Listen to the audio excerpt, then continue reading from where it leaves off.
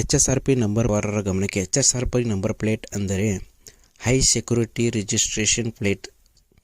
Supreme court ಆದೇಶದ ಮೇರೆಗೆ ಸಾರಿಗೆ ಇಲಾಖೆಯು HSRP ನಂಬರ್ ಪ್ಲೇಟ್ ಹಾಕಿಸುವುದನ್ನು ಕಡ್ಡಾಯಗೊಳಿಸಿ ಆದೇಶ ಹೊರಡಿಸಿತ್ತು. ಕೊನೆಯ ದಿನಾಂಕವನ್ನು ಘೋಷಣೆ ಮಾಡಿತು, ಫೆಬ್ರವರಿ 17ರವರೆಗೆ.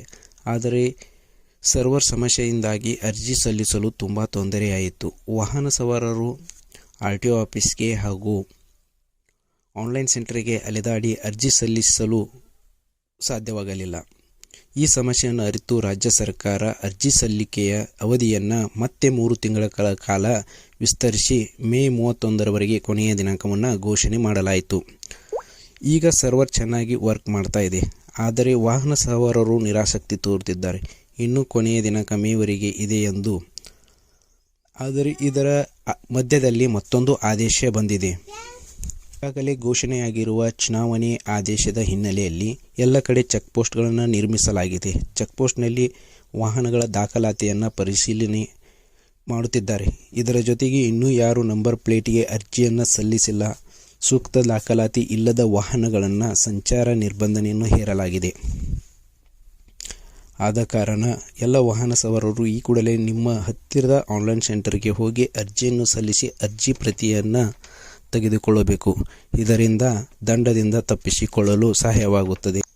ಈ ಥರದ ಇನ್ನೂ ಹೆಚ್ಚಿನ ವಿಡಿಯೋಗಳಿಗಾಗಿ ನಮ್ಮ ಯೂಟ್ಯೂಬ್ ಚಾನಲನ್ನು ಸಬ್ಸ್ಕ್ರೈಬ್ ಮಾಡ್ಕೊಳ್ಳಿ. ಪಕ್ಕದಲ್ಲಿರ್ತಕ್ಕಂಥ ಬೆಲ್ ಐಕನ್ನ ಕ್ಲಿಕ್ ಮಾಡಿ. ಇದರಿಂದ ನಿಮ್ಮ ಮೊಬೈಲ್ಗೆ ನೋಟಿಫಿಕೇಶನ್ ಬರುತ್ತೆ. ಈಸಿಯಾಗಿ ನೀವು ವಿಡಿಯೋನ ನೋಡ್ಬೋದು. ಹಾಗೆ ಲೈಕ್ ಮಾಡಿ. 2018ಕ್ಕಿಂತ ಮುಂಚಿತ ವಾಹನಗಳು ಕಡ್ಡಾಯವಾಗಿ HSRP ನಂಬರ್ ಪ್ಲೇಟನ್ನು ಹಾಕಿಸುವುದು. ವೇಳೆ ನಂಬರ್ ಪ್ಲೇಟನ್ನು ಹಾಕಿಸದಿದ್ದರೆ 1,000ದಿಂದ 2,000ವರೆಗೆ ದಂಡವನ್ನು ಕಟ್ಟಬೇಕಾಗುತ್ತೆ.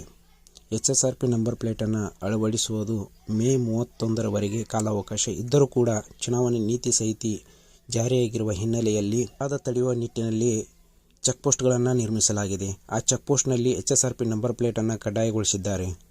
ಆದ ಕಾರಣ ಕೂಡಲೇ ನಿಮ್ಮ ಹತ್ತಿರದ ಆನ್ಲೈನ್ ಸೆಂಟರ್ಗೆ ಹೋಗಿ ಅರ್ಜಿ ಸಲ್ಲಿಸಿದ ನಂತರ ಅರ್ಜಿಯ ಪ್ರತಿಯನ್ನು ನೀವು ತೆಗೆದುಕೊಂಡು ವಾಹನಗಳ ಚೆಕ್ ಪೋಸ್ಟ್ನಲ್ಲಿ ಕೇಳಿದಾಗ ತೋರಿಸಿದರೆ ಅದಕ್ಕೆ ವಿನಾಯಿತಿಯನ್ನು ಕೊಡ್ತಾರೆ. ನಂಬರ್ ಪ್ಲೇಟ್ ಬರುವವರೆಗೂ ಕೂಡ.